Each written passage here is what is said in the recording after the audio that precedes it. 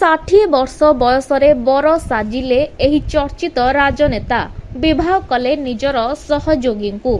शुक्रवार पश्चिमबंग बीजेपी नेता दिलीप घोष विवाह बंधन में आबद्ध होइछंती। दिलीप घोष 60 वर्ष बयसरे 50 वर्षीय पार्टी सहयोगी रिंकू मजुमदार को विवाह करिछंती। सूचना अनुसार एही विवाह उत्सव में केवल निकटतम संपर्कीय और पारिवारिक लोके उपस्थित थिले। घोषक निकटतम लोकों कहवा अनुसार रिंकू मजुमदार को दिलीप 2021 मसीहारू जानिथिले। तेबे सेमानक विवाह फोटो एबे सामना को आसीछि।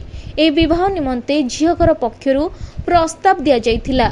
सेहिपरि दिलीप घोष को मां ए विवाह निमंते दिलीप को परामर्श देथिले।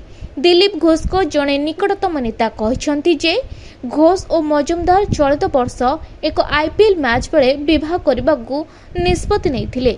रिंकू को घर कोलकाता न्यू टाउन रे। रिंकू कोलकाता उत्तर उपनगरीय बीजेपी संगठन जिला महिला मोर्चा सह संपृक्त अटंती। कहुछि कि दिलीप को सहित कथबार्ता तांको बीजेपी रे सामिल हेबाकू उत्साहित करथिला। रिंकू जड़े छाड़पत्र पाइथिबा महिला अटंती।